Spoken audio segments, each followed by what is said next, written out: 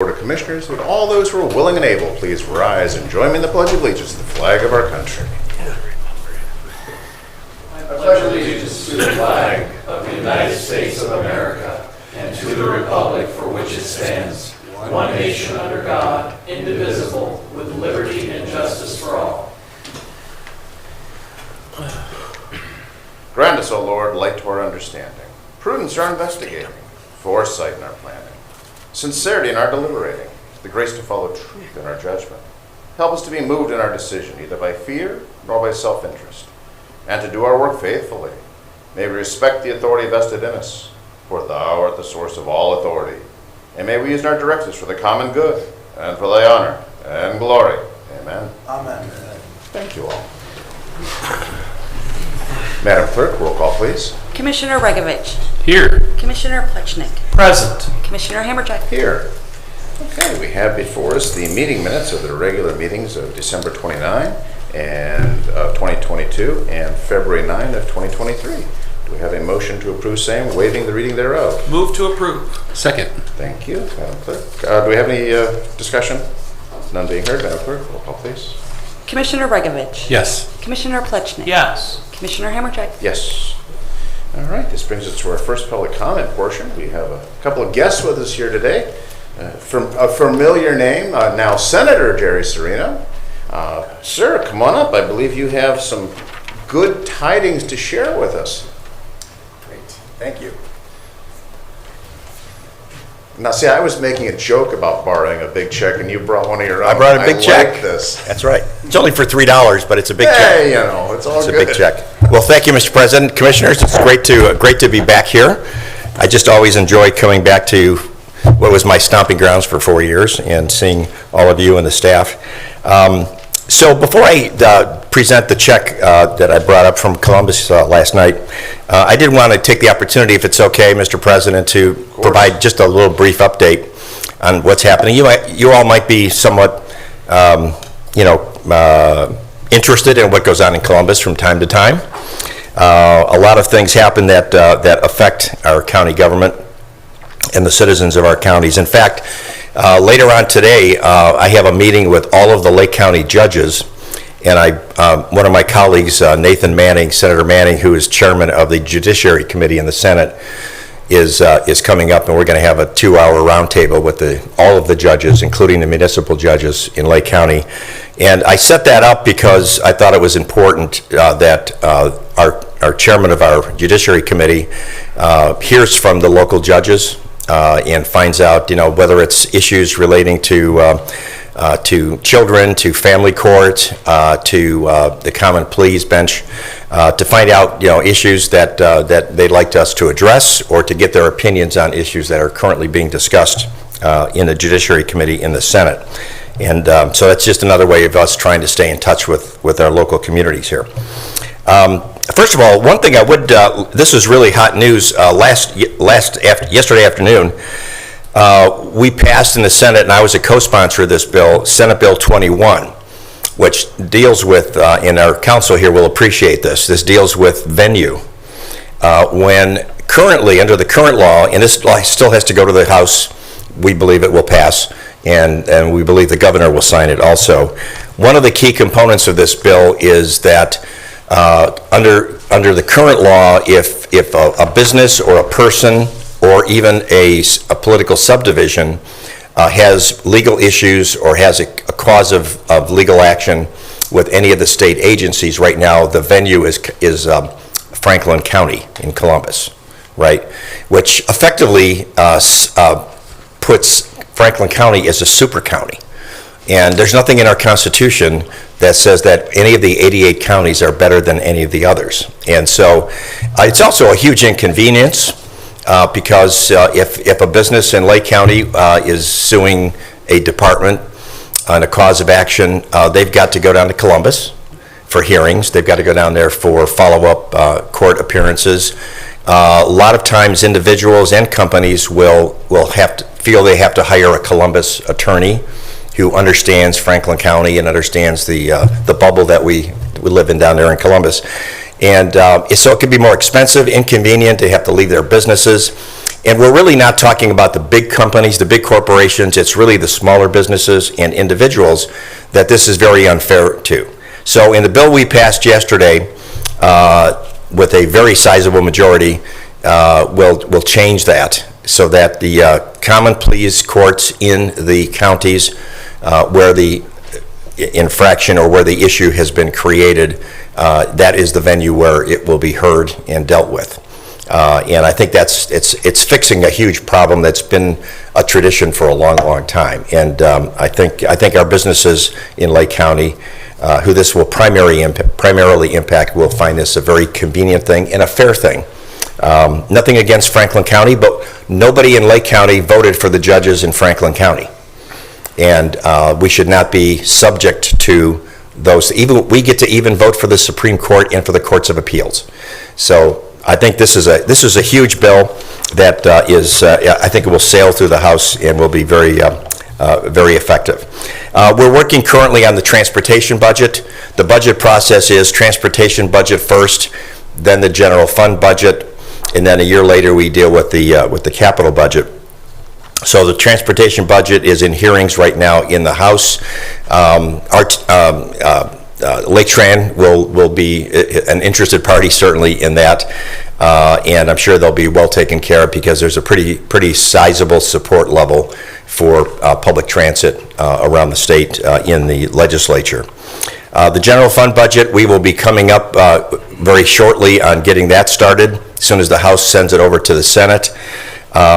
I've been talking to a lot of our leadership in my district about getting to us with projects, not capital projects, but any groups that are looking for funding that we will entertain in a capital budget, and we have information coming out from my office on that very, very shortly. I did think it would be important to mention to you, because I am your representative for all of Lake County now as of January 1st. Lake County was split up for the last 10 years, as I think many of you know. So we now have the full county. It represents 2/3 of my Senate District 18. And I couldn't have been happier when I was able to get all of Lake County, because obviously it's where I live and feel very close to it here. But the committees that I'm on also helps me to represent my constituents more effectively. I was very pleased with the committee assignments that I received in early January. I will continue to serve on the Ways and Means Committee, which deals with a lot of tax issues.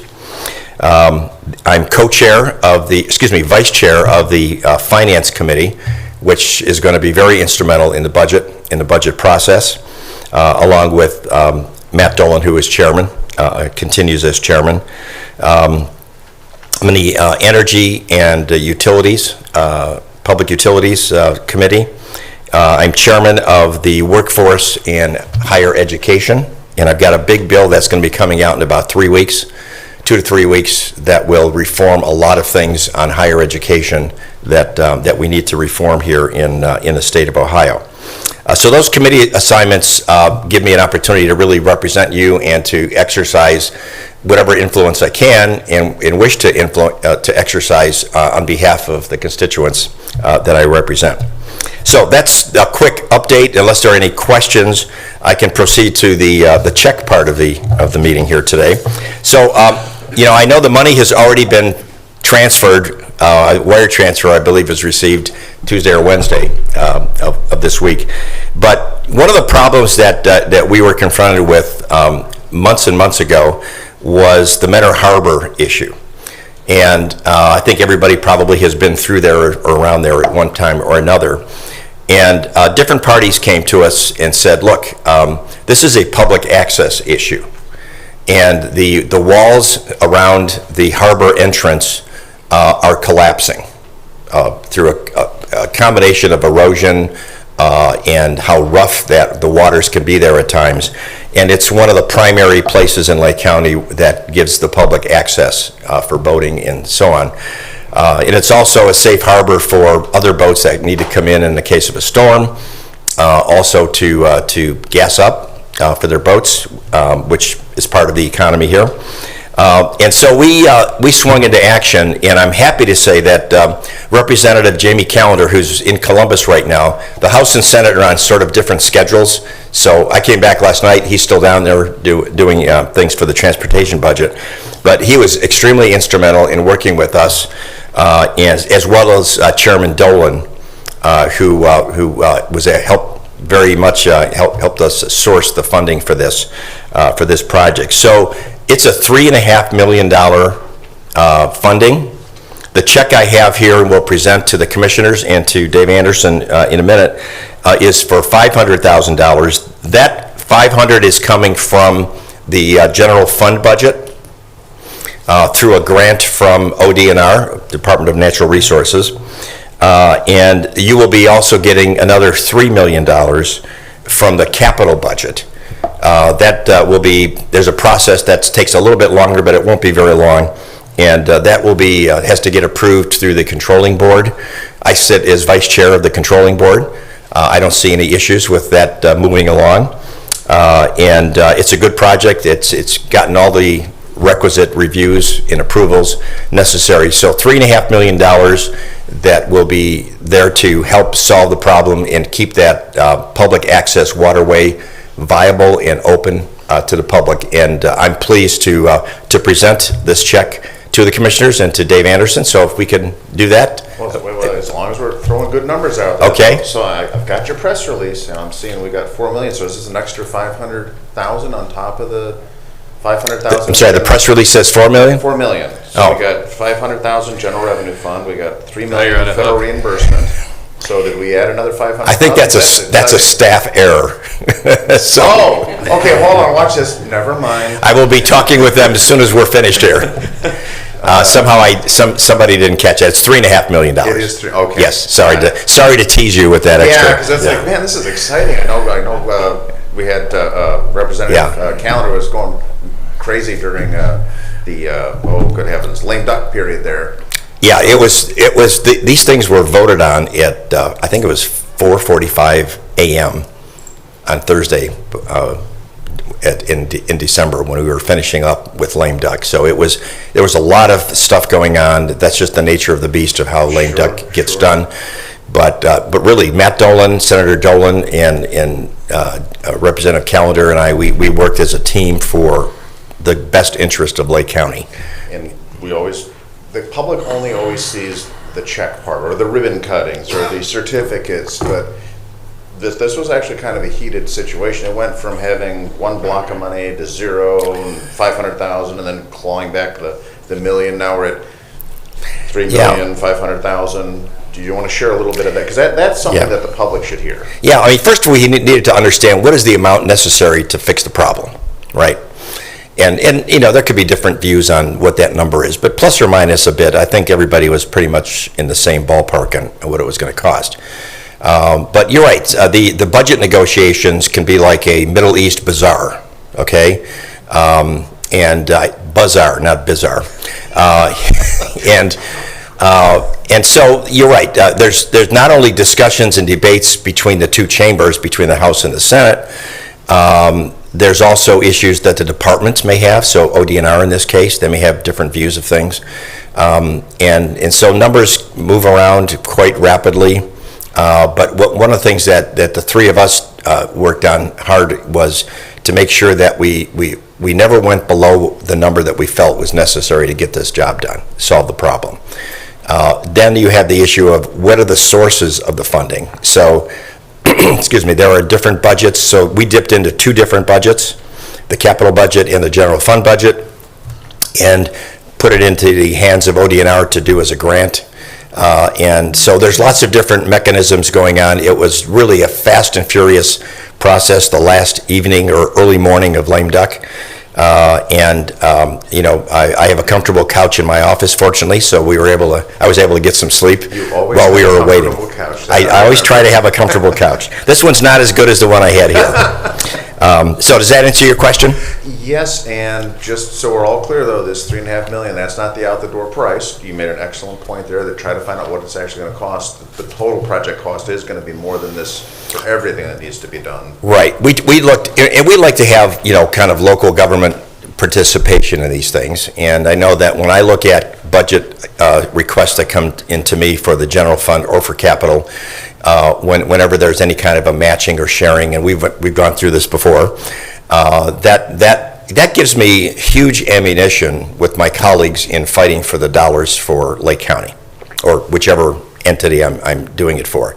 And so that's great. I mean, there are some cases where that's not necessarily always possible, but where it's possible, and you all have bellied up really nicely to support this and other projects that we have done. But that really gives me huge ammunition to get these things through when I can say, hey, the local government entity is putting up X dollars because they understand this is important. They're not just with their hand out looking for help. So the project will be, well, I think they're still working on the total number but this will be a huge, huge input into the dollars necessary to solve the problem.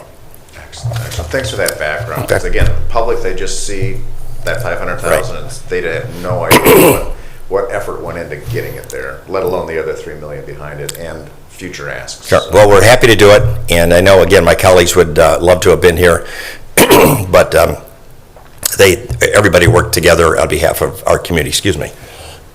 Excuse me.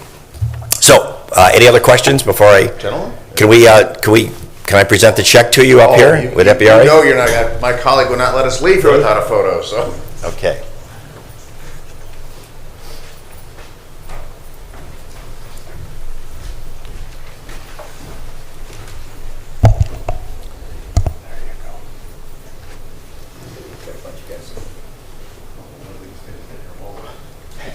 I guess John would go in the very middle then.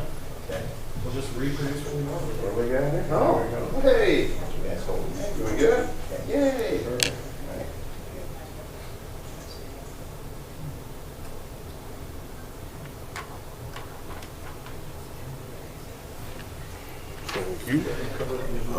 Can you see the amount? Gentlemen, I can. 1, 2, 3. Thank you. Congratulations. Thank you. I'll leave that with you guys. Oh, yay. So you're going to put this down in the pork bag? Yeah. I think you're back okay.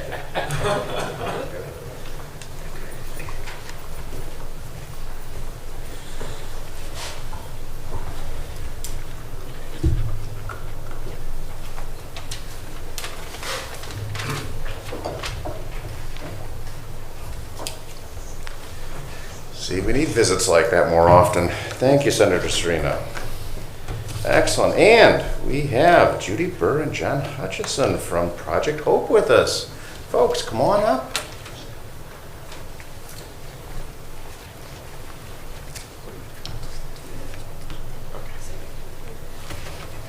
Good morning. Good morning, Commissioners.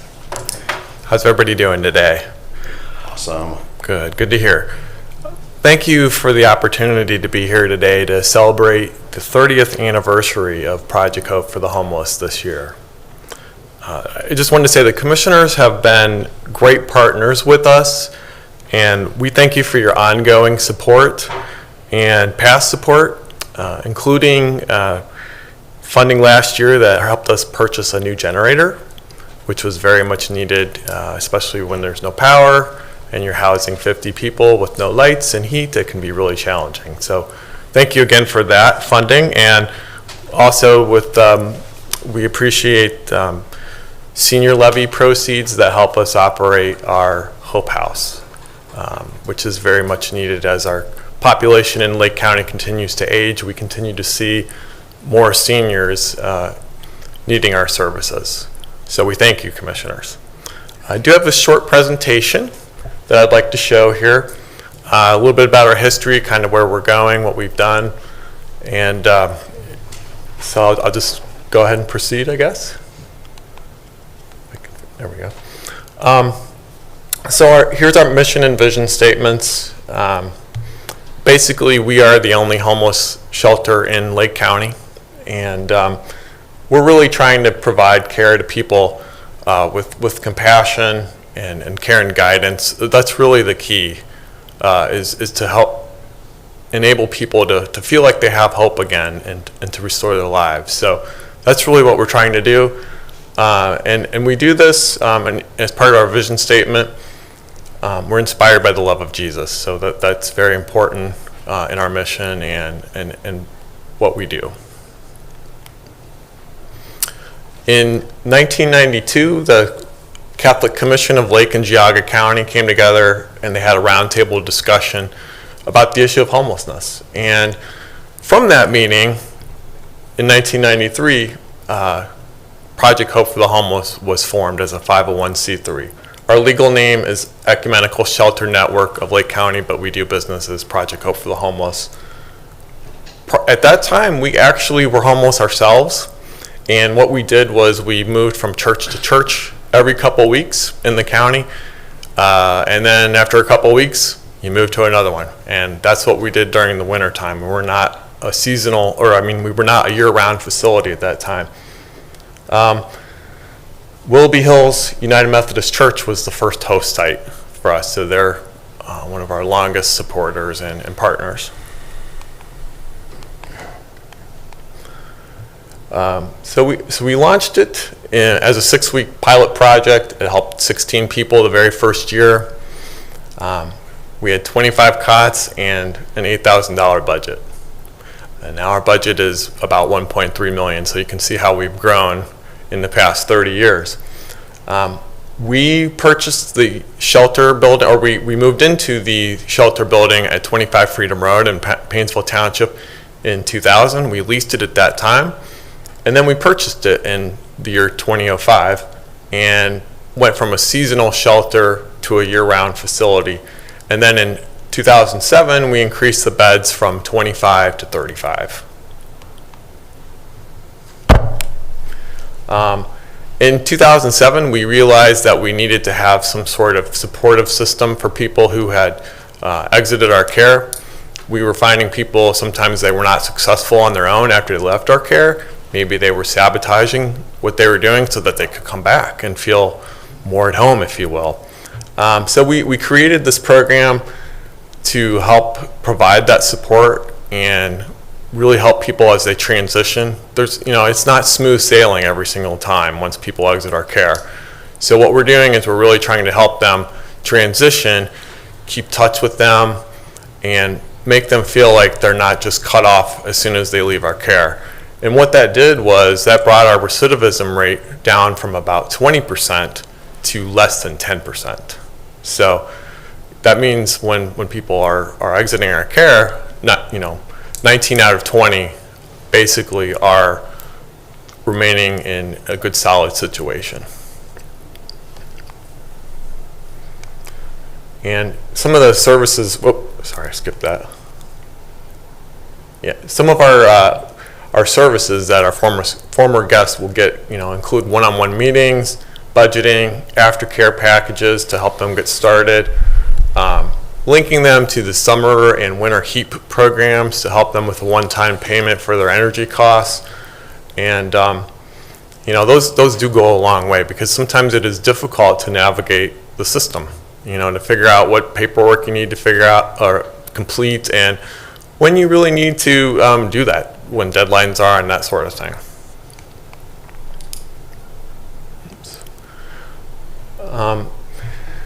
So in the late 2000s, that decade, we were noticing that we were starting to see more families with children. And we didn't really have a place to put those folks aside from the general population. So you were having little kids interact with men who were 50, 60 years old. It wasn't really an ideal family-friendly situation. And so what we needed, we knew that we needed to address that. So what we did was, in 2013, we leased a space at the First Baptist Church in Painesville. And so it was more of a daytime type shelter at that point. And then we began, as you can see, the expansion project in 2014, and in 2015, it was completed. So we basically doubled the size of the building that we have now, and we added the family wing to it. So That was really a wonderful thing because it is truly a separate wing of our facility. When our families and children are there, they're not interacting with the adults, and the programming and the atmosphere in that part of the building is much more centered around families with children. And excuse me, I'll skip this one here. So with the help of a Cleveland Foundation grant in 2019, we were able to open up an off-site transitional housing home for seniors. And we needed to do this because the population in Lake County is aging. There's more demand for seniors than for our services than ever before. And it's difficult when a senior, they have to go out during the daytime. It's hard. It's hard to be on your own. It's hard, maybe you're on with a walker or an oxygen tank, or, you're just not, you're vulnerable to people. People might take advantage of you because of, your situation. So we needed to have more of a 24/7 care facility for them. So we got a grant from the Cleveland Foundation, and we opened up this transitional home, and that grant funded it for the first couple of years, and now the Lake County Senior Levy proceeds help fund that ongoing program. And again, we're very appreciative of the county and the commissioners for your support with that. Just some statistics for you.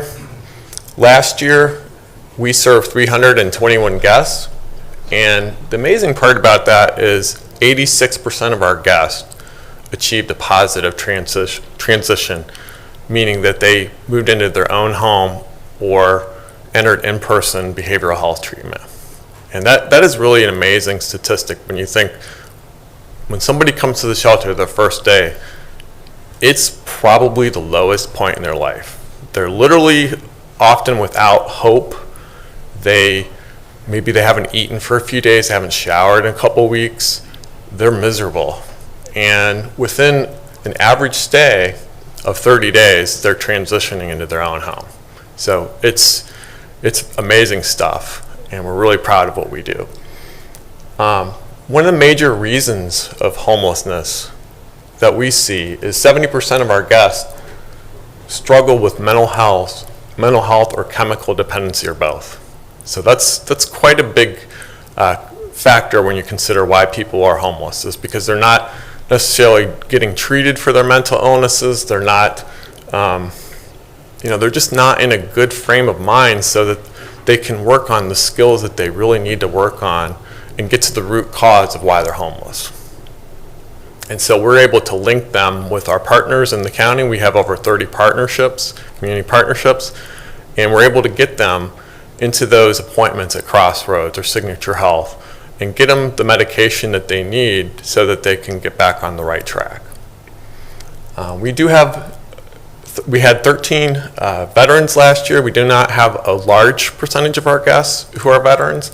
Credit to the Lake County Civil Services or Veteran Services Commission. They do an excellent job. When people come to our care and they are veterans, we're able to refer them over to the commission and help them get the benefits that they've earned and they're entitled to. And last couple slides I have here, how can you help? Prayers are always wanted. Prayers are free. Prayers are easy. Prayers are short. Anybody can do it. We feel those prayers. We appreciate those prayers, and our guests do too. In-kind donations, meaning supply donations. We have a list on our website of all the current needs that we need. Meal donations, we don't actually cook there. All our meals are hot meals every day that are delivered by volunteers in the community, businesses, families, churches, etc.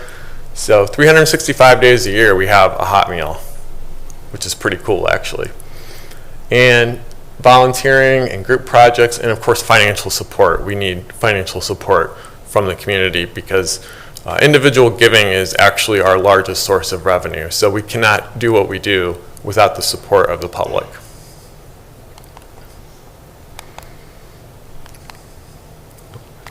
There we go.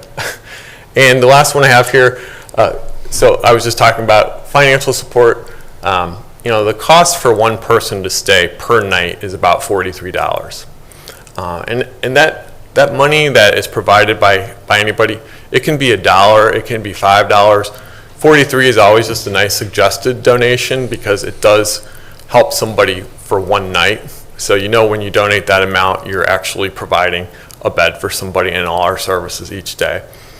And then in-kind donations, we do have a wish list of items. As I mentioned, view our current needs list on our website, which is projecthopeforthehomeless.org. We really encourage everybody here and who might be watching this to visit our website. We have an easy to scan QR code if you're interested in donating. And we just really, again, thank the commissioners and the public for the opportunity to celebrate our 30th anniversary this year. So if you have any questions, I'm happy to answer, or Judy can answer. Sure. Well, if I could just throw a couple things in, great presentation, but your local partners in the communities, local churches providing meals. I'm blessed that our church, Lifeline in Madison, is one of the churches providing meals and volunteer services. That's key. You're always open and always welcome to any assistance. The homelessness concept, homelessness is not just a Paynesville problem. Absolutely. You're getting people from all over. I don't know if you want to comment on that, because I know Paynesville is always getting beat up of that's where all the homeless are. Did you want to share a little thoughts on that? Yeah, Judy can answer that. So there's folks that come from all over Lake County, and people are often surprised. Mentor's a large source of our clientele, and just all across the community. I mean, they live somewhere once, and we do track where they last lived and where they last came from. And oftentimes people are confused because Paynesville City does have a lot of affordable housing, and that might be the last place they resided, but it's not necessarily where they were born and grew up. So yes, that's an often confused thing. And I just wanted to say 8,500 lives. Think about that for just a second. Sobering. You helped them. And I just want to say thank you because they're coming back as leaders, board members. I have 2 on our board now. Staff members, we have 2 now that were former guests. And my hope is by the time I retire, it's pretty much run by former guests. And that it's a testament to how far people can come. They come in with no hope, not even the ability to make eye contact with you, but leave leaders like yourselves. So that's awesome, and thank you for doing it.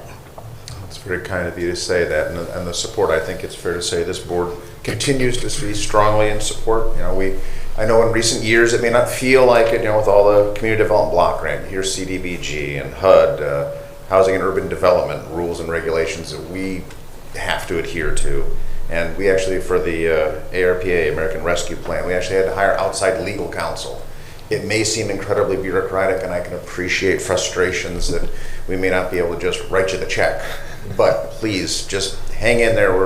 I look to my colleagues. Our commitment to Project Hope remains strong. And gentlemen, anything you want to add? Mr. President, Sir. I'd like to say congratulations on 30 years, and it's that your slideshow is sobering in what you've done with how little in all that time and how effective you've been. And to continue that is, we have to do it here to be the county we want to be. And thank you for all your good work. Thank you. Bless you. I believe Commissioner Plechnik has a bit of a presentation there for you.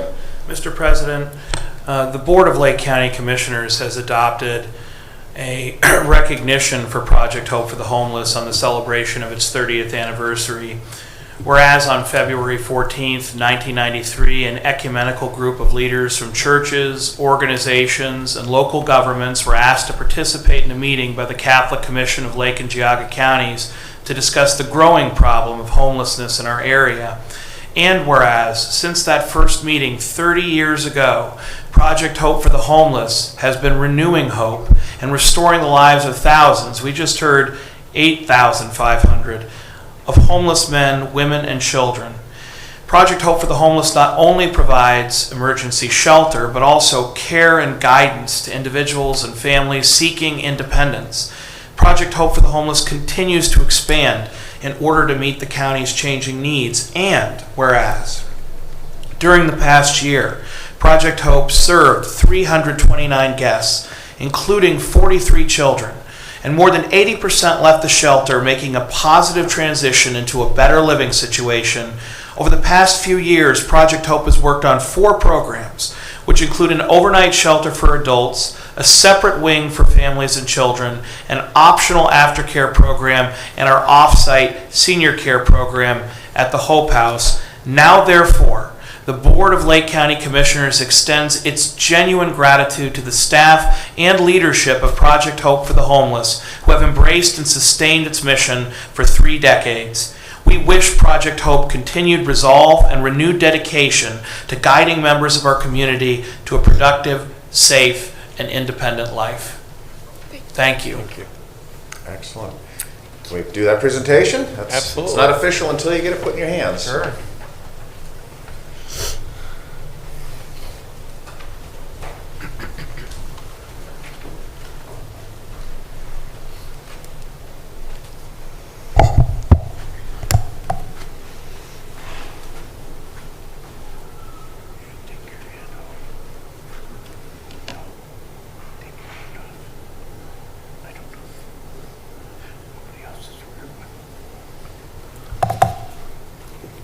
Okay. Well, all right. 1, 2, 3. Thank you all.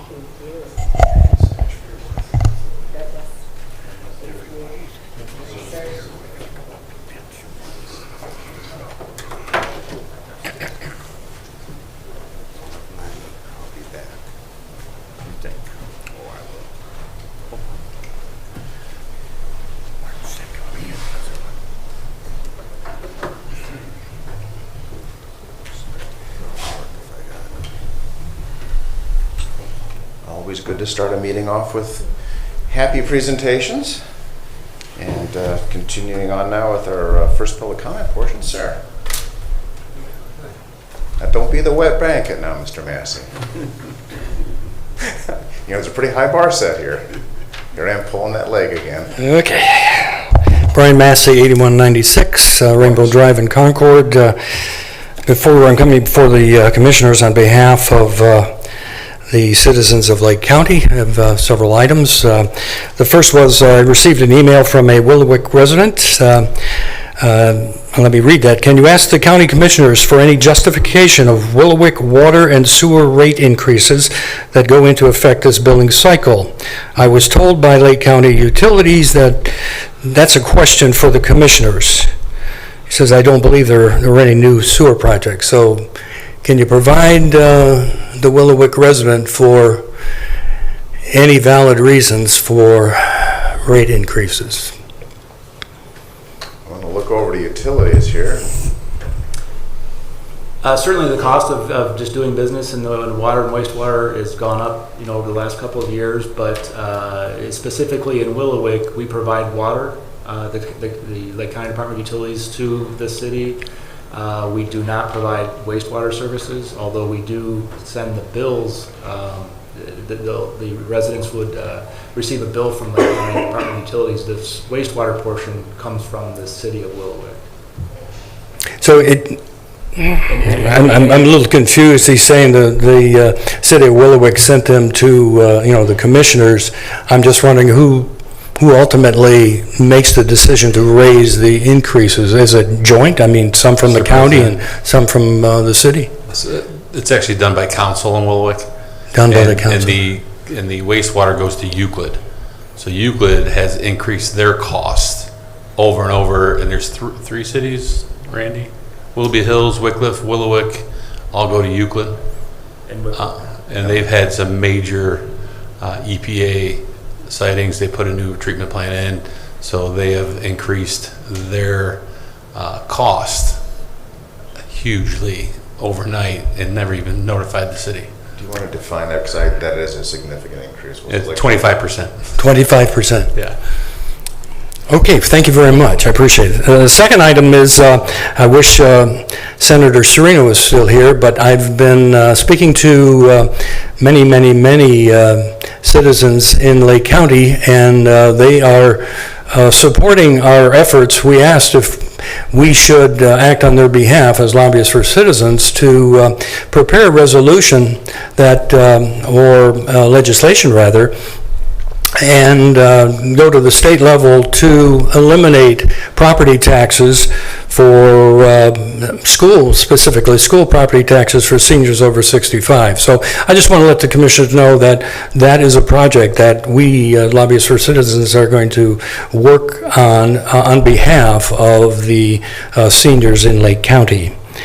Then the last item asked for a favor. I sent an email request to Ross McDonald, the Board of Elections, because I'm working on the project to collect signatures regarding the Budget Commission, allowing 2 additional members of the community to be part of the Budget Commission. And I understand that I need to collect approximately 3,500 signatures, but I wanted to confirm that with the Board of Elections, so I wasn't going down the wrong path. Unfortunately, Mr. McDonald says he has not heard from the prosecutor's office yet, so I'm just requesting the prosecutor to perhaps get with Mr. McDonald so that he can provide us with the information so that we can work on behalf of the citizens of Lake County.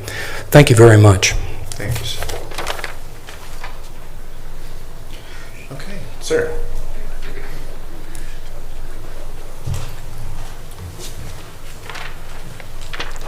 John Music, 45 Coventry Drive, Painesville Township.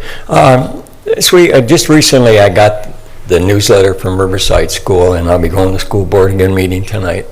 And I was at the township meeting on Tuesday of this week, and I spoke there about this. You know, as you know, and here I'll just read one sentence. The district continues to work with the Lake County Sheriff's Office to recruit and hire additional school safety officers, SSOs.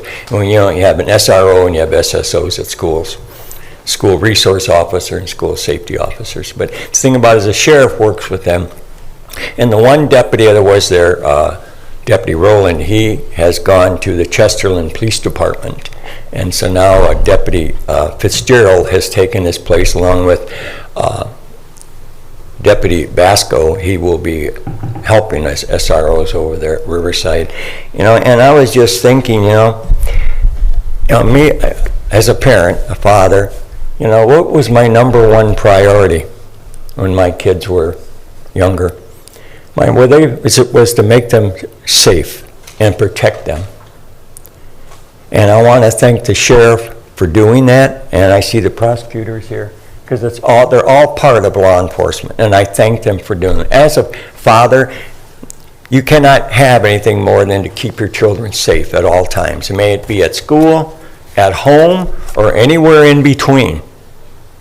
This is something we've got to do. There's no other choice. And like I said, I spoke at the township meeting on Tuesday about this because I know the township gets involved, and I know it had been, in my opinion, we need more law enforcement officers. And there's no doubt about that, because crime is increasing. And the thing about it is, it's like we need to make our children the first priority of making sure they're safe. I mean, as we get older, we can do more to help ourselves, but our kids are pretty dependent upon their parents. So, and then also, just to get into a little more depth on that, Riverside received a $400,000 grant where it's about safety in the schools and what they're going to do, and I was there when they went through it. But what they're going to do is when the entrances, they're going to make them more non-accessible, just from walking in and going through the schools.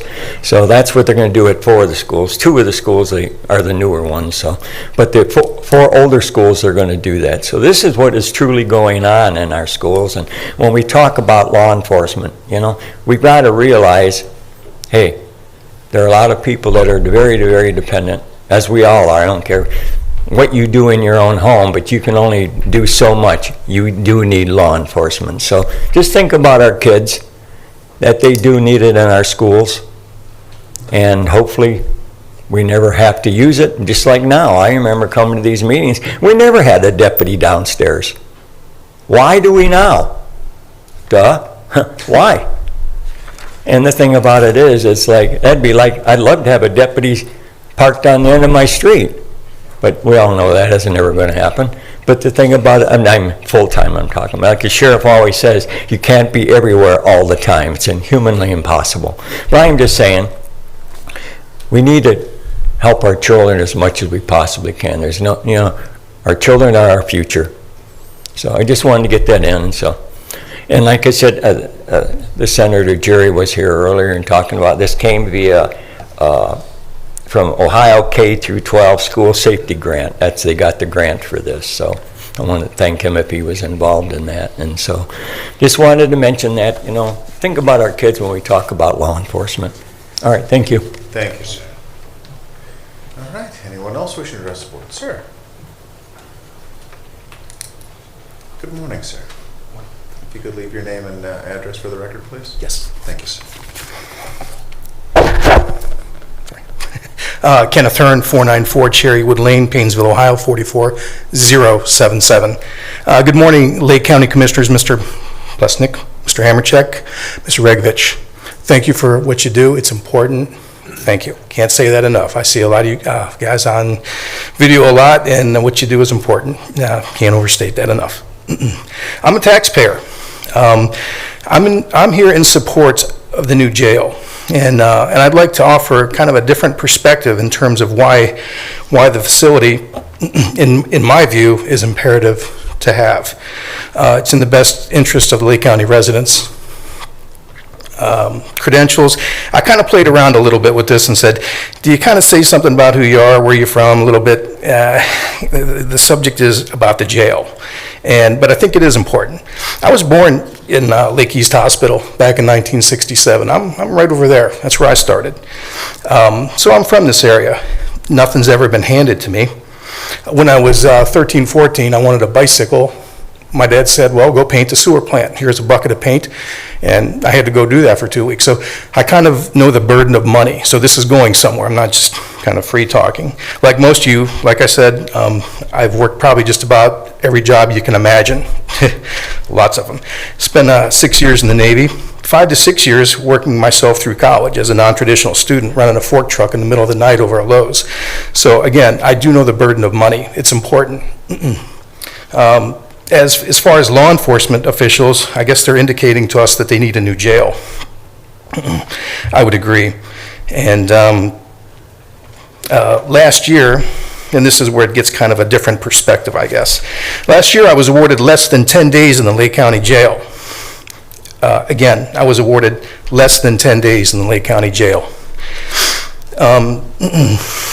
My experience in the jail gave me an opportunity to experience conditions firsthand within the county jail. Maybe it was a blessing in disguise. I'm not sure about that one yet. I would like to say that what I witnessed from staff in the jail was nothing more than professionalism.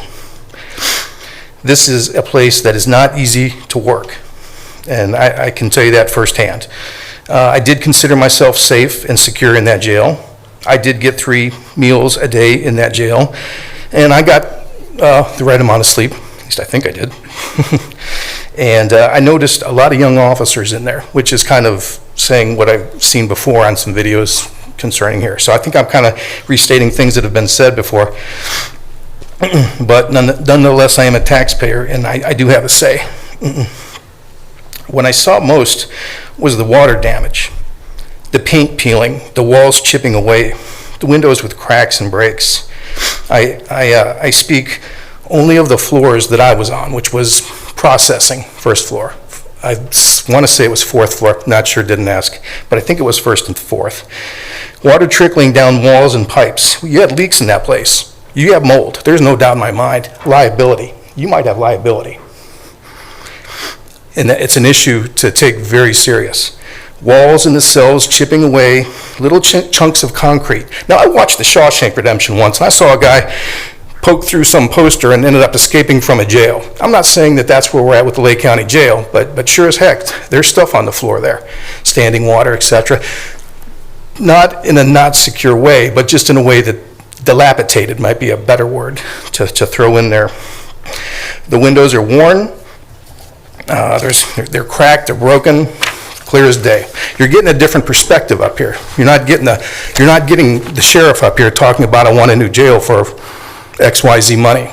You're talking to a guy that was once in there as an inmate.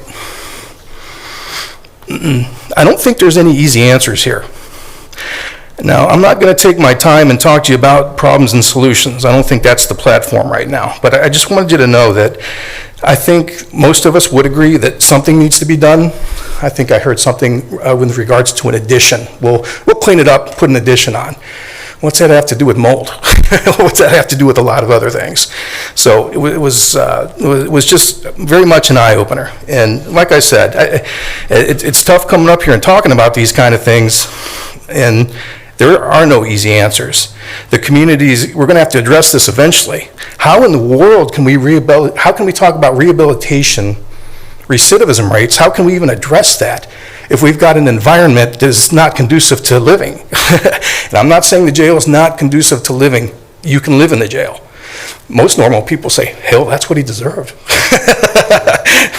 Good, I'm glad he's uncomfortable. That's not the point. The point is there can be a liability issue here, and that can go far reaching than it can any kind of, is my 5 minutes up? Yeah, keep going. Okay. You're good. I'm You're on a roll. done. Keep going. I'm done grandstanding. That's kind of the message that I wanted to send, that we do need a new jail, as far as I'm concerned. Perhaps changing the old environment to something more manageable to the needs of our law enforcement could be a start. I don't know that. That's just one guy talking, one taxpayer. And in terms of problems and solutions, I've got solutions. Not ready for that one yet. Thank you for your time. Good job, guys. Sir, thank Questions, you. comments? Thank you. No, thank you, and thank you for your courage in coming and sharing your personal perspectives. That I'm sure that took quite a bit to come up here and do that. And I like the way you made a point of less than 10 days. But one of the things I like to say is our staff that work in that building, it's a life sentence for them. They're career people. We're trying to keep a professional crew in there, and as challenging as it is for those who are sentenced there, the crew that staffs that building, they are dealing with it through their entire career. So, wow, thank you. That was a very powerful presentation, sir. Thank you. Anyone else wishing to address the board at this time? Anyone else? All right, seeing none, moving on to our first agenda item, Madam Clerk. In the engineer's office, resolution approving the revised plans and specifications for the villas of Canterwood Farms, Phase 2 in Concord Township. Move to approve. Second. Discussion? None being heard. Madam Clerk, roll call, please. Commissioner Regovich. Yes. Commissioner Plechnik. Yes. Commissioner Hammercheck. Yes. In the Utilities Department, resolution approving plans, specifications, and estimates of cost in the amount of $2,589,566 for Vine Street Waterline Replacement Project number 447W, and advertising for bids for the same, bid opening March 22nd, 2023. Move to approve. Second. Discussion? Randy, this one's been in the works a while. You want to share some details? Sure, thank you, Commissioner. This is part of our capital improvement plan for this year. It's going to be a water line replacement along Vine Street from Willowick Drive to State Route 91, a little over a mile. Long overdue, and we're looking forward to getting this project done this summer. And we're coordinating with the locals as far as disturbed areas. Absolutely. This is Phase 2. Good stuff. All right, if there's nothing further, Madam Clerk, roll call, please. Commissioner Regovich. Yes. Commissioner Plechnik. Yes. Commissioner Hammercheck. Yes. Resolution authorizing advertising for bids for chemicals for the Lake County Department of Utilities, bid opening March 15th, 2023. Move to approve. Second. Discussion? None being heard. Madam Clerk, roll call, please. Commissioner Regovich. Yes. Commissioner Plechnik. Yes. Commissioner Hammercheck. Yes. Resolution approving plans, specifications, and estimates of cost in the amount of $181,032.50 for water lines for Andrews Ridge Phase 1 subdivision in the city of Willoughby, job number 22-34. Move to approve. Second. Discussion? None being heard. Madam Clerk, roll call, please. Commissioner Regovich. Yes. Commissioner Plechnik. Yes. Commissioner Hammercheck. Yes. Resolution accepting a 3-year maintenance bond in the amount of $55,977 for sanitary sewers for the Brookview Reserve Phase 2 subdivision in the city of Mentor, Job number 22-04. Move to approve. Second. Discussion? None being heard. Madam Clerk, roll call, please. Commissioner Regovich. Yes. Commissioner Plechnik. Yes. Commissioner Hammercheck. Yes. Resolution decreasing appropriations within the Lake County Department of Utilities Water Project Fund 595. Move to approve. Second. Discussion? None being heard. Madam Clerk, roll call, please. Commissioner Regovich. Yes. Commissioner Plechnik. Yes. Commissioner Hammercheck. Yes. Resolution certifying unpaid water and sewer sums and administrative charges to the Lake County Auditor. Move to approve. Second. Discussion? None being heard. Madam Clerk, roll call, please. Commissioner Regovich. Yes. Commissioner Plechnik. Yes. Commissioner Hammercheck. Yes. Resolution awarding a bid contract in the amount of $951,683 to Chivers Construction Company for Kirtland Old Town Sanitary Improvements Phase 1 Project 445S. Move to approve. Second. Discussion? Randy, again, you want to give a little history there? Sure, thank you, Commissioner. This is our Old Town Kirtland assessment project that we've been working on for a couple of years. The city is under orders to get sanitary sewers into this area by the end of 2025. This is phase 1 for this project, and we're looking forward to getting this completed this summer and then bidding out phase 2 in the fall. Very good. Anything else for Randy? All right. Thank you, sir. Madam Clerk, roll call, please. Commissioner Regovich. Yes. Commissioner Plechnik. Yes. Commissioner Hammercheck. Yes. In the Commissioner's Office, resolution reappointing Dawn Capelli as a representative of the Board of Lake County Commissioners on the Lake County Visitors Bureau Board of Trustees for a 2-year term expiring February 21st, 2025. Move to approve. Second. Discussion? None being heard. Madam Clerk, roll call, please. Commissioner Regovich. Yes. Commissioner Plechnik. Yes. Commissioner Hammercheck. Yes. Resolution reappointing Richard Fike Sr. as a representative of the Board of Lake County Commissioners on the Lake County Visitors Bureau Board of Trustees for a 2-year term expiring February 21st, 2025. Move to approve. Second. Discussion? None being heard. Madam Clerk, roll call, please. Commissioner Regovich. Yes. Commissioner Plechnik. Yes. Commissioner Hammercheck. Yes. Resolution authorizing modification number 2 to an agreement between the Lake County Board of Commissioners and Lifeline Incorporated and Fair Housing Resource Center Incorporated for the implementation of Emergency Rental Assistance Program 2 ERAP 2 funds. Move to approve. Second. Discussion? Mary, did you have anything you wanted to add, or are you just here in case we had a question? You're kind of the quarterback on these things, so Thank you, Commissioners. thank you, ma'am. This will carry the two offices implementing the program through till June. In just the last quarter of last year, October to December, they helped 171 households with these funds. The need continues, and fortunately, we've drawn down a second tranche of funds from Treasury. So we will carry on with your support. Very good. Thank you so much. Thank you. Any questions? Ma'am, thank you as always. All right, if there's nothing further, Madam Clerk, roll call, please. Commissioner Regovich. Yes. Commissioner Plechnik. Yes. Commissioner Hammercheck. Yes. In the Finance Department, resolution approving payment of bills as listed on the Commissioner's Approval Journal in the amount of $3,270,998.20. Move to approve. Second. Discussion? None being heard. Madam Clerk, roll call, please. Commissioner Regovich. Yes. Commissioner Plechnik. Yes. Commissioner Hammercheck. Yes. Resolution approving purchase orders as listed on the Commissioner's Purchase Order Approval Journal in the amount of $2,945,207.20. Move to approve. Second. Discussion? None being heard. Madam Clerk, roll call, please. Commissioner Regovich. Yes. Commissioner Plechnik. Yes. Commissioner Hammercheck. Yes. Resolution increasing appropriations for various general and non-general fund accounts. Move to approve. Second. Yeah, that'll work. Discussion? None being heard. Madam Clerk, roll call, please. Commissioner Regovich. Yes. Commissioner Oh, Plechnik. sorry. We're keeping this going. I was going to say, it's like, man, you guys are like finishing each other's sentences there. Commissioner Plechnik. Yes. Commissioner Hammercheck. Yes, thank you. Resolution transferring cash and appropriations within various non-general fund accounts. Move to approve. Second. Discussion? None being heard. Madam Clerk, roll call, please. Commissioner Regovich. Yes. Commissioner Plechnik. Yes. Commissioner Hammercheck. Yes. All right, very good. Moving on to departmental reports, utilities. Thank you, Commissioner. We're all aware of the fire that happened last Friday in Willoughby. And I just want to quickly throw out some numbers that occurred with our department. For a period of time, we were providing about 6,800 or 6,800 gallons per minute of water towards that fire.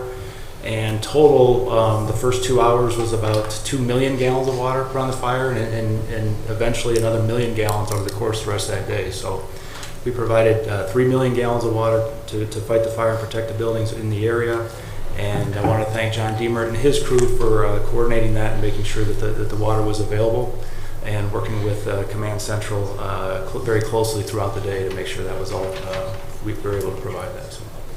And utilities costs was a topic of discussion at the beginning of the meeting. Firefighting water. Am I correct in saying firefighting water is not a billable?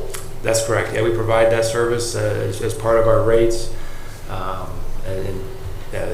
Overall, I can give you the, we did a couple of numbers, calculated the cost if we were going to put the fire out with bottled water or with our water. The bottled water cost would be about $7 million to put that to fight that fire. It was about $17,000 of water that we provided.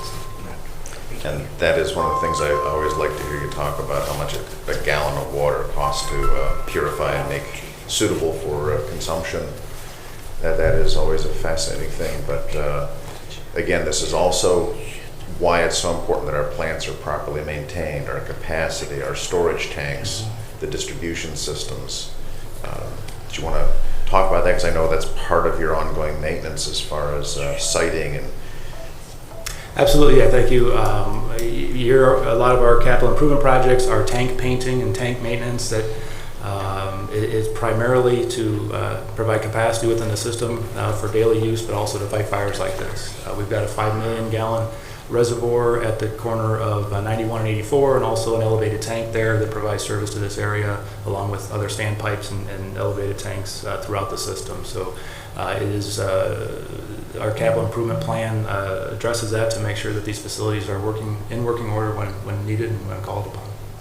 And the public, they see the exterior of the tanks, but the wet interior, the anti-corrosion systems, there's an awful lot that goes on, again, that the public never sees. That's part of the cost of doing business. Right, there is, I appreciate that. We're always saying that we're taken for granted, and that's usually a good thing, that we provide that service, and expectations are very high.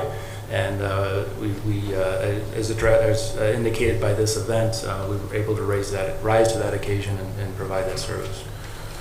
Excellent. And maintaining minimum water pressures also. Do you want to go into any of that? As long as we got this thing rolling, let's do a little education there. Sure. We did experience low water pressure, and we had some complaints or comments about that throughout the system, but that's a function of a significant draw like this. Normally, a hydrant is going to provide about 1,000 or 2,000 gallons per minute, and with the pumper trucks connected, like I said, they were actually providing almost 7,000 gallons per minute for a period of time. So, and at no time was the system in any danger, but it was not. A lot of times with this kind of flows, we expect breaks to happen throughout the system because of the change in pressures, but we were fortunate that we did not have any additional breaks with this, but we were ready in case that happened. Excellent. Thank you. Anything else for Randy? Mr. President? Sir. Two things. First, thank you for your role in limiting the damage from that fire. You're the silent partner and unsung hero in all of these emergencies, and we're grateful for the hard work that goes on behind the scenes to make sure that our firefighters have the water pressure they need to fight these fires. And second, it's not entirely true that the public never gets to see the behind the scenes. I will say the behind the scenes tours that you grant to the public from time to time, like the Madison Water Treatment Facility last year, they're really special events. They're very well attended. And it's wonderful to have the opportunity to share with the public the work that you usually don't get to see. So I would just commend to anyone watching, if you've never had a chance to tour any of the facilities for Department of Utilities, whether it's the water plants or the treatment plants, it's really a fascinating thing to see and to understand that because of the quality infrastructure that we've built and the quality of the certified technicians that we have, we really do have just about the cleanest water in the world in Lake County, Ohio. There are some places we know famously do not have clean or safe water, but we have about the cleanest and the safest water in the world. And some have asked us, with the crisis happening in East Palestine, do we test the water? Well, we test the water contiguously. We never stop testing the water. And so we're very grateful for that added safety benefit that Department of Utilities provides to us 24/7, 365. Thank you, Commissioner. And on that point, I believe you fielded a call just the other day on that subject. You want to share a little of that, because that might be of interest? Or not? Sure. You can leave the chemtrails part out. Yeah, I mean, yeah, we have received a handful of calls about the condition of, or the quality of our water, and like Commissioner Pleshnik mentioned, it's continuously being tested. We work very closely with Ohio EPA and the results that they've been getting from their testing down in the East Palestine and the area, and it is a completely separate watershed, but there's still concerns, obviously, that something could happen in this area, and we do have contingency plans in place to address those if anything were to happen in this area. And our routine testing, although not specific to some of the chemicals in question, it is broad spectrum enough that we would detect appreciable levels. It is, yes, it is, and we're also in contact, like I said, with EPA, and then all the other dozen or so water treatment plants that are on Lake Erie that have the same water source as us. We have very good communication with those plants, and if anything were to happen, we'd be plenty of warning, ideally. Thank you. You're welcome. Okay, anything else? All right. I drink right out of the taps. What's that? I drink right out of the taps. Okay, well, as long as you weren't going to abdicate pull a manhole day or turn on a spigot day here for tours. So. Some things you don't need to see. I'm drinking Lake County water right now. There you go. There you go. All right, Suzanne, save us. Usually I'm saying that to Jennifer. All right, well, moving on. I am actually really pleased to report that Job and Family Services yesterday was honored to host Ohio Department of Job and Family Services Director Matt Damschroeder. He made his way from Columbus with several of his staff members to have a roundtable discussion with myself, several of my senior level managers. Thank you, Commissioner Hamercheck. I know it was short notice, and thank you for being able to come over and have a discussion with Director Damschroeder and several other staff from the Commissioner's office. I thought it was a really positive meeting. We were able to share with him some of the challenges that we are identifying in Lake County, specifically with the SNAP and Medicaid unwinding, and that's the purpose of his visit. He wanted to be able to share our local perspective with the decision makers in Columbus and share how the decisions made in Columbus affect the citizens in our community. So we were very pleased to have him here, not only to talk about our public assistance program, also to talk about some of the challenges in child welfare right now. There is a statewide crisis regarding child welfare workers. Director Damschroeder, he speaks about this freely. He actually was a foster and adoptive parent. He adopted his 2 children from the child welfare system, so he has a very good understanding of child welfare, of the trauma that the children in the system oftentimes experience. We also had a good conversation with him about our workforce initiatives here in Lake County, and overall it was a very positive meeting. So I wanted to share that with the public and thank everyone who was able to join us yesterday at Job and Family Services. No, thank you for inviting me. It was comforting to see such candid, productive conversations. That's always a good thing. Gentlemen, anything else? Mr. President? Sir. Perhaps the director could share a little bit more about the event coming up on April 8th, speaking of foster parents. That's a great idea, and you know that I will continue to mention that event. We are very fortunate in Lake County to have a very involved, robust foster parent association. And for many, many years, they have hosted an annual event, a reverse raffle. Sadly, that event was put on hold due to COVID, but we are bringing it back this year. So it is going to be held on Saturday, April 8th at La Vera Party Center in Willoughby Hills. Tickets are on sale now. Thank you, Commissioner Plechnik, for purchasing a ticket. Tickets are $100 for two. That is for 2 individuals. It covers the main board prize, which is $3,000. A chance to win the main board prize, which is $3,000. It also includes dinner, drinks, and it's a very, very fun event. If anyone is interested in purchasing a ticket, they could give me a call, send me an email, and we will be sure to send a ticket their way. Greatly looking forward to the event, and I would say for anyone who hasn't visited Lavera Party Center in Willoughby Hills, it's a really historic location. It used to be the largest illegal gambling facility in Ohio, formerly known as the Mounds Club. Legend has it Frank Sinatra and the other greats were there along with all the mob bosses of the day. And there used to be a secret tunnel underneath Chardon Road where they would take all the gambling equipment and paraphernalia every time they were warned of a raid from the Lake County Sheriff's Office, because it was the old Willoughby Township back then. So if you've never seen Lavera Party Center, it is a blast from the past and one of the most gorgeous buildings and facilities in Ohio. So come out to support Lake County Job and Family Services, their foster parent association, and see a truly historic location. Very good, thank you. All right, moving on to our county administrator. Good morning, Commissioners. Just briefly adding on to the conversation regarding the fire in Willoughby last week. Just as far as communication goes, I received, and this is a testament to Joe Busher and our EMA folks, a call early that morning from Joe just notifying me of the event, which Joe always does. I then sent Randy a note just so if Randy's guys or gals at the plant noticed the meter given at this number what was going on. So I want to thank Busher for Director Busher for just giving me that heads up of what was going on in the community, even though he was not the command officer at that point. Joe did report on scene and ultimately did perform some management functions. Worked with Chief Unger at Willoughby Fire, Mayor Fiala, etc. So I want to thank Joe and his team, everyone at the Aquarius Water Plant for their service that morning, because it was a doozy. But just wanted to let you know from a communication standpoint, things worked as planned and accordingly. Randy got back to me right away. They are aware of it, etc. So the county roles and responsibilities and communication worked excellent. So I just wanted to brief the board on that topic. So thank you.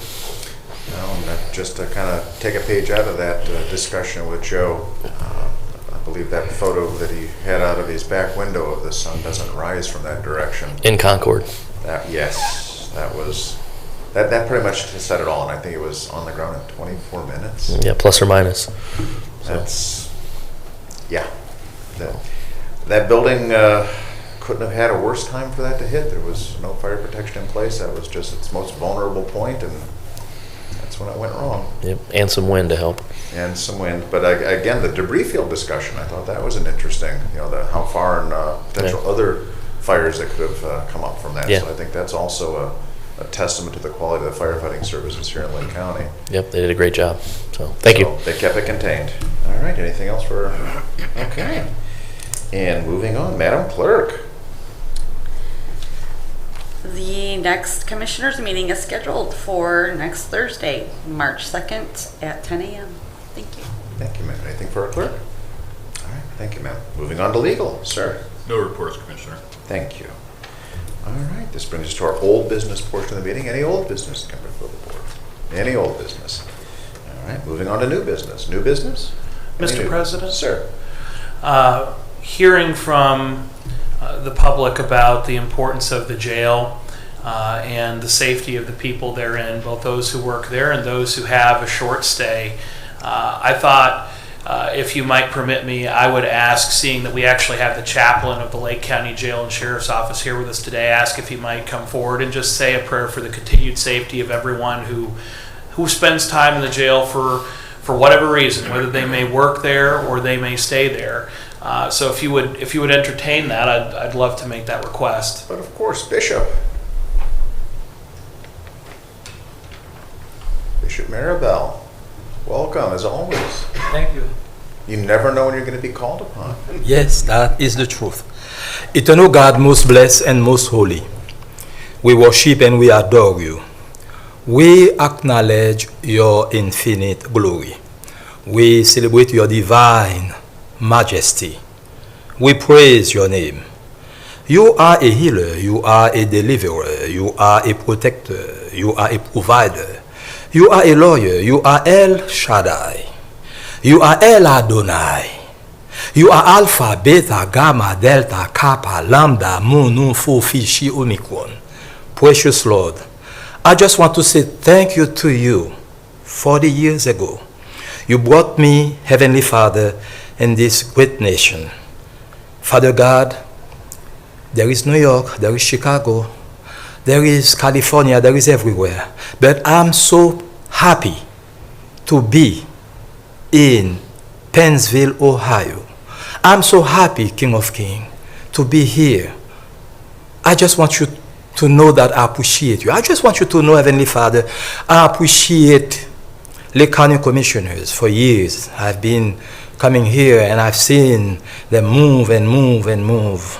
I'm so grateful and thankful, Heavenly Father, with my connection that you blessed me with the highest office of this nation, the President of the United States of America, all the governors since I've been here. I just want to say thank you for Lake County Sheriff Department, King of Kings and Lord of Lords. I just want to say thank you. Father, I have been many times in Lake County Jail, and I've seen great needs of this facility and for what the elected officials and this great community try to do. We ask of your blessing. We ask of your great mercy to help this great community. Father, if it was not for law enforcement, I don't know what would happen. A place where I can get out any time of the night. I can walk any time of the day and have peace of mind. So Father, we know you will answer our prayers because you said it. Whatsoever we shall ask in prayer, we shall receive. We pray today, not in my name, but I pray in the name of the Father, in the name of the Son, in the name of the Holy Spirit, where it says all things, with God, all things are possible. In Jesus' name, amen. Amen. Amen. Thank you, Bishop. I think it's worth mentioning chaplain. What does that mean? So many people hear the word chaplain and they just assume and move on. But chaplain is non-denominational. Chaplain is a guide, a counselor. Bishop serves in this role. We also have, we're blessed, Rabbi Ari Wolf serves as a chaplain. And I know, Bishop, you've been influential in my life. Rabbi Wolf has been a good counselor for me as well. So when we hear chaplain, it's so much more than just a denomination, a specific role. It is such a broad base. And I think it was worth taking a moment. And thank you for opening a door on that, Commissioner Plachnik, that be entered into this discussion as well. So with that, is there any other new business to come before the board? All right, I got a couple of items. We hear so much talk about NOAC and what they do or don't do. And I think this is a very important project. Route 20 in Lake County here from Route 2 all the way out through east through Madison Township. There is a project that has been looked at for a very long time, finally got it funded, and then all these cost escalations. We've so far had, let's see here, that's a lot of money. It's kind of hard to, it's almost like monopoly money at this point when you start seeing numbers like $58,125,000. We just approved a cost escalation of $8,035,000, bringing it to $66,160,000. And just a little bit of background, this came before the Planning and Programming Committee. The committee was asked to consider recommending this item to the Executive Committee for placement on the Board of Directors March 2023 agenda. Specifically, this item directs the NOACA's, by the way, NOACA is the Northeast Ohio Area-Wide Coordinating Agency's long-range plan, the plan, and the Transportation Improvement Program, TIP, to be amended to include the proposed project as indicated. The Transportation Subcommittee supported this action. Some of the background: the plan provides a 20-year look back for projects and regional transportation needs. The TIP and the 4-year program that implements the investment priorities established in the 20-year plan and contains funding commitments for the upcoming 4 years, as such, some projects are to be amended in both the plan and the TIP, and others just to the TIP. The amendments include a project such as one we just discussed, sponsored by the Ohio Department of Transportation, ODOT, which involves a rehabilitation of US Route 20, also known as North Ridge Road, from State Route 2 through, Painesville Township, Perry Township, North Perry Village, Madison Township, and the estimated construction cost has been increased over the changing costs associated with the threshold, which is beyond the normal 10%, which required this amendment. I think we can, those of us who are familiar with this area, are talking about essentially a 4-lane undivided highway, and it's been long overdue. There's been a lot of loss of life in that area over the years. I think those of us who live out on the east side, we all know somebody or some number of people who have all been injured or worse yet have lost their lives. These are long overdue, and there is a concerted effort to sorry that our engineer's not here to speak on this because he knows this all too well. He's been one of our strongest advocates to get things done.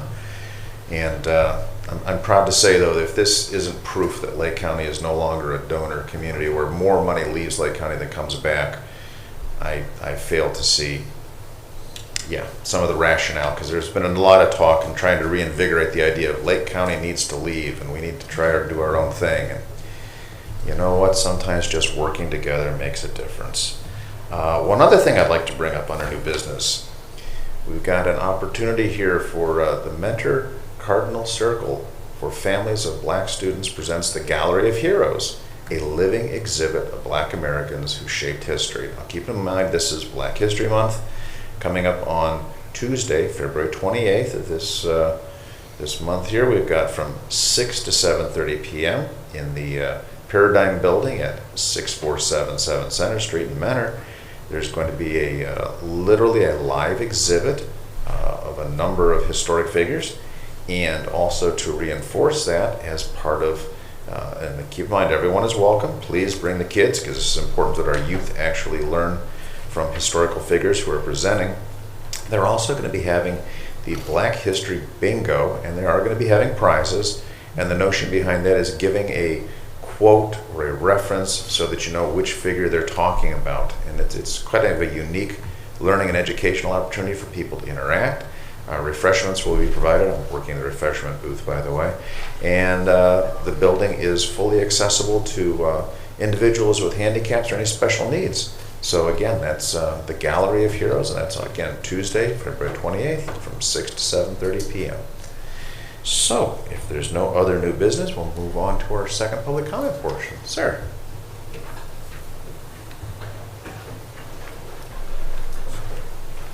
John Music, 45 Coventry Drive. I'll make this short. You know, we always talking, as the sheriff has talked about, you know, now every state is a border state, but we have to realize we are a border county. We have that northern border right here. That's part of Lake County. And just FYI, I know maybe you guys don't pay attention to that, but I do. What is happening now, the cartels are flying people to Canada. And the number of people coming across our northern border has gone up 684%. And you know the difference between gotaways and people who register when they come in? Well, 1.2 million in the last 2 years, 1.2 million gotaways, which basically I look at as people that are coming into this country and they don't want you to know who they are. Because the other people are coming in and they wait in line. But just think about that. And how many are coming across our northern border? And remember, we are a border county. These are just some of the things to think about. And when I say I think it's going to get worse. For some reason, people don't want us to know, us being the United States, who is coming into this country and why is that? So just something to think about. I don't know if you gentlemen pay attention to it, but I've been doing that for almost 25 years. And what I predicted 25 years ago is happening today. And nobody would listen to me, but I have a number of people come up and say, boy, were you right. You don't want to hear my next prediction. So anyhow, thank you. Well, you got the floor. There's unlimited time, so if you want to give us the next prediction, we can foreshadow. No, next time, Mr. Massey.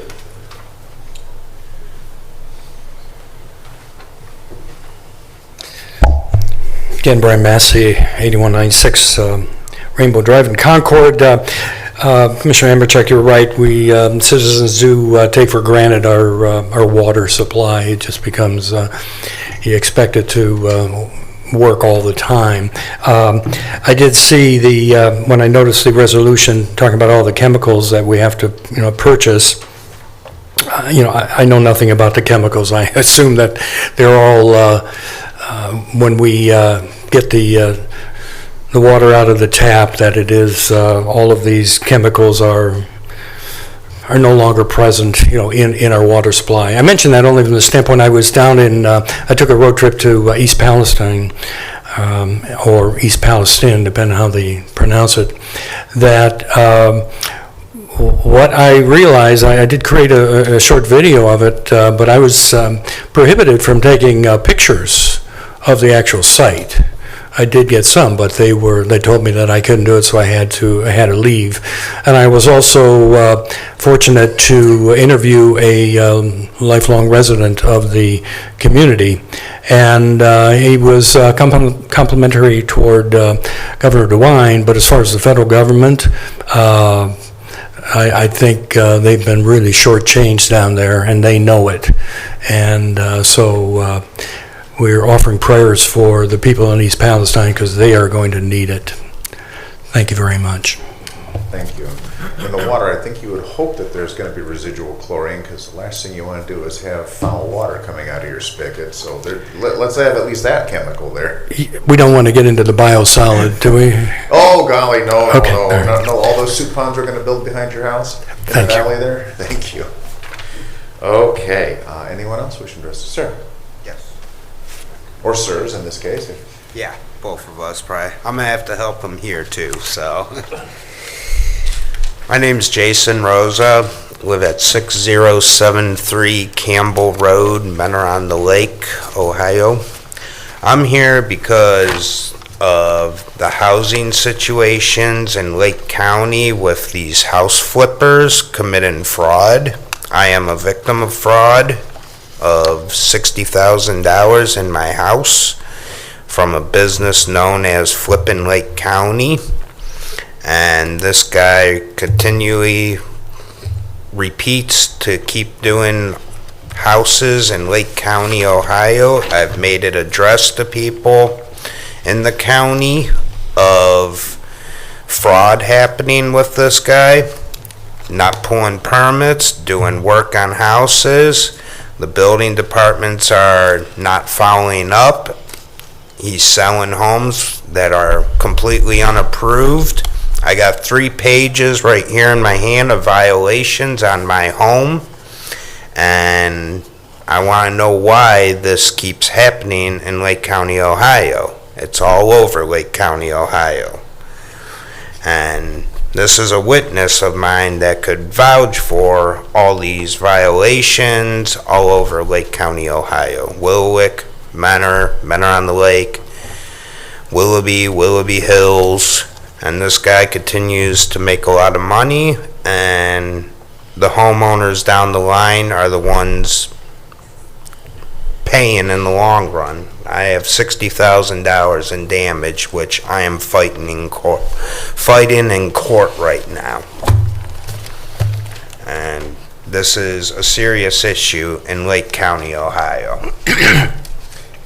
And I am Rick Marthy, 9651 Executive Court, Concord, Ohio. I have been working with and for Flipping Lake County for several years, And I was subpoenaed in a couple weeks ago by Mr. Rosa's attorney. I spent 2 hours and 45 minutes going through depositions, and I acknowledged a contract that I had signed. One of my jobs was to get people to work for Flippin Lake County to do specialty things. I had hired a cement contractor to repair some issues at his house. Unbeknownst to me, he was Mr. Rosa and Philip Savelli of Flippin Lake County had a contract signed where Mr. Savelli told him that this cement contractor would alleviate and resolve the initial contractor's cement pour, which was one of the biggest issues. And that was falsified. I have a copy of the contract that Mr. Bonadillo signed with Philip Savelli stating what he would be doing. Not once on here did it say that he was going to correct the other person's issue. But it's just involving me now because of the position I had with Flippin Lake County, and now I'm involved in a house in Willoughby Hills. It's coming to a head also. There were some false documents signed by Mr. Savelli and his contractor for a permit. This house was constructed, remodeled in 2019 without any approvals, any permits or anything.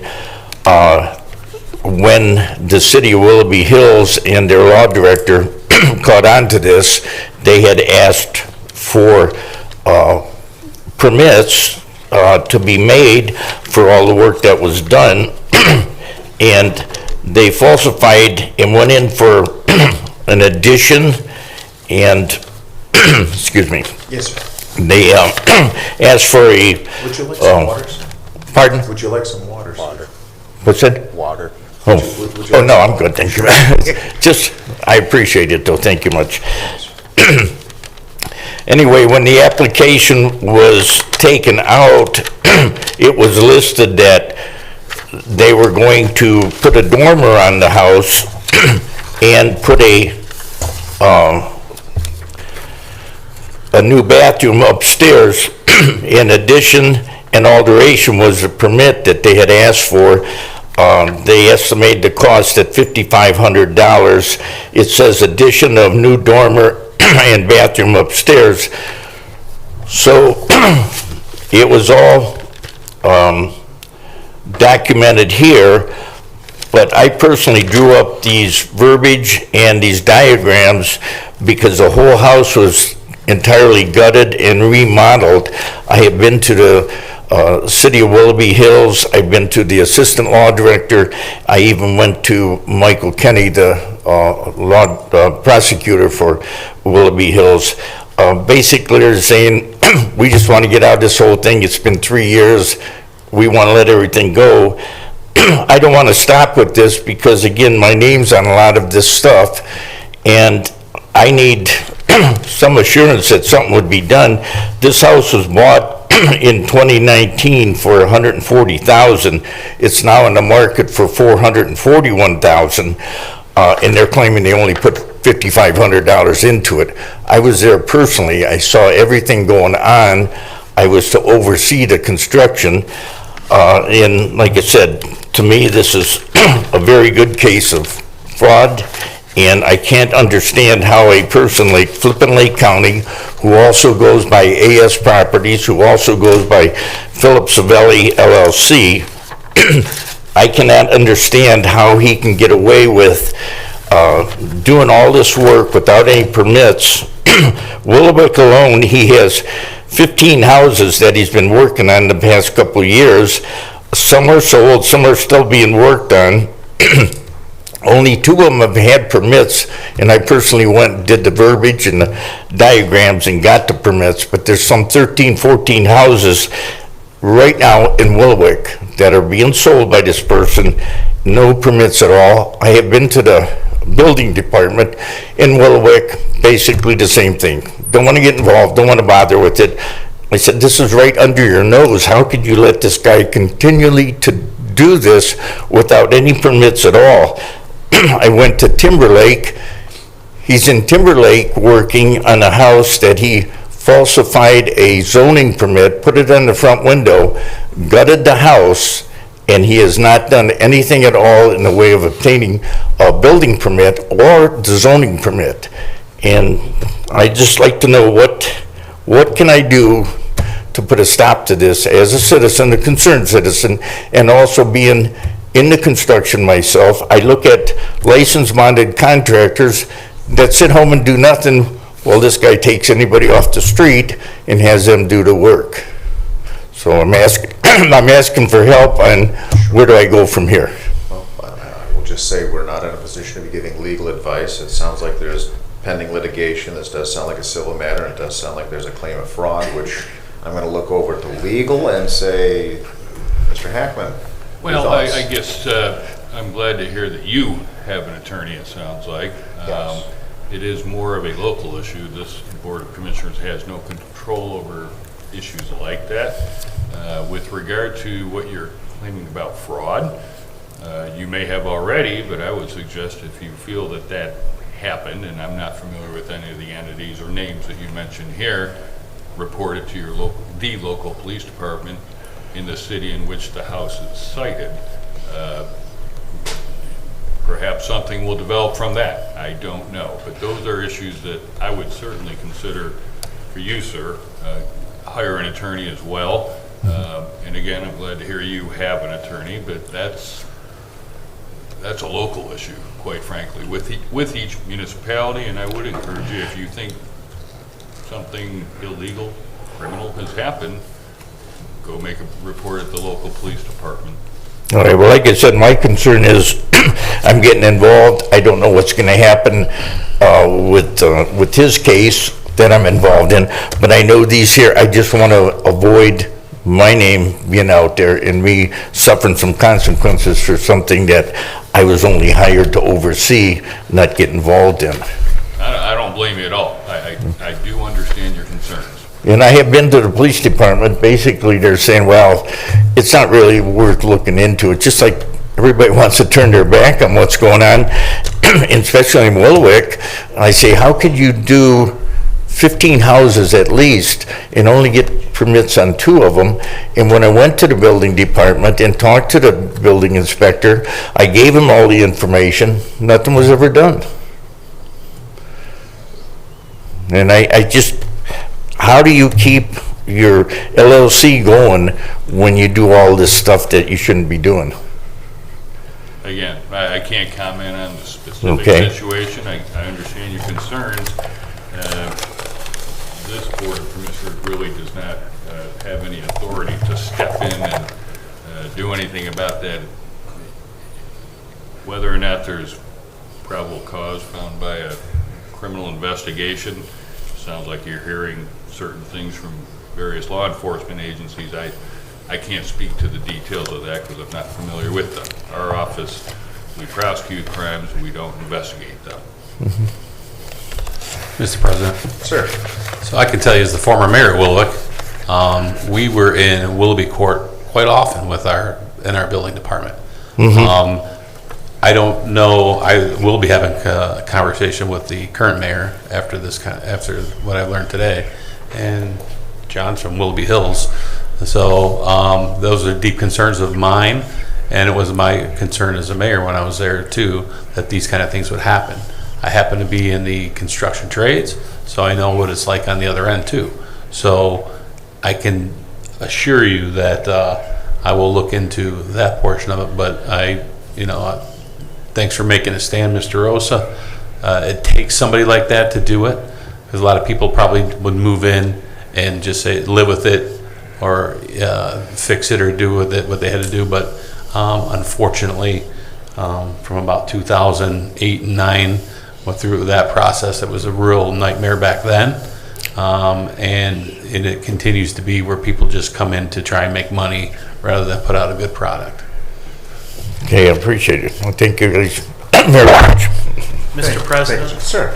If I could just second Commissioner Regovich's thanks for you coming forward and sharing this concern. While it is certainly true that the locus of responsibility is in the municipality, it's the city or the village or the township that has principal zoning authority. We do have a building department that works with a lot of the cities, and I would just ask Mr. Hackman to make sure that he shares the names of the LLCs with our building department so that they're aware that there is active litigation and issues. So if permitting problems come up, they have some fair warning that issues have already arisen with these entities. So we do thank you for bringing this forward, and we'll make sure that to the extent that we can, we put our building department on notice. Okay, thank you. But on that though, Mr. Hackman, does our building department have the authority to hold one action against a contractor and another action? I just want to manage expectations. I'm big on that. Well, I think the building department may at least be able to look into these, whether or not they're licensed in Lake County to do business. That's one factor. Do they do enforcement? No, they grant permits. But I think that is a good suggestion, Commissioner. I'm going to follow up on that and get that information to Mr. Strichko. Mr. President? Sir. So I know in Willowick, the county building department does all the electrical, plumbing, major construction permitting for Willowick, and we do more zoning in Willowick in-house. So we do go through the county. I don't know how the enforcement works on that part, but I know as a city we've gone to Willoughby Court endlessly. I think our building inspectors there more than most. So. Well, we got on my house on August 2nd, 2019, there was a stop work order, which was ignored, which you're talking about enforcing, like what could the building department do? He did his job. He put a stop work order on it. The city did not follow up with anything. September 11th, I signed the paperwork to buy the house without knowing about the stop work order. Now, legally, by law, because I have a lawyer, my lawyer gave me an option. I could sue this homeowner or I could sue the city. And I have perfect legal rights to go after a city because they falsified documentation. And that's another concern of mine, and it's not just for Lake County, it's all of Ohio, any city in Ohio. If a city signs a point of sales and someone did fraudulent work in there, that person has legal right to sue a city. And that is flat out told to me by a lawyer. And why should a city have to suffer because someone trying to make quick money, let's say? And that's going to affect the taxpayers too, including myself, even though if I was to sue the city, I'd be hurting myself too with taxes, property taxes or whatever. This is a major issue. Thank you, gentlemen. Thank you, guys. Thank you very much. Very good. All right, we're still in our second public comment portion. Is there anyone else in the audience wishing to address the board at this time? Anyone else? Very good, thank you. We do have a request for executive session. The topic will be personnel employment. There will be no business to be conducted afterwards. Do I have a motion to adjourn for the reasons so stated? So moved. Second. Thank you. Madam Clerk, roll call, please. Commissioner Regovich? Yes. Commissioner Plechnik? Yes. Commissioner Heimercheck? Yes. Thank you for joining us today.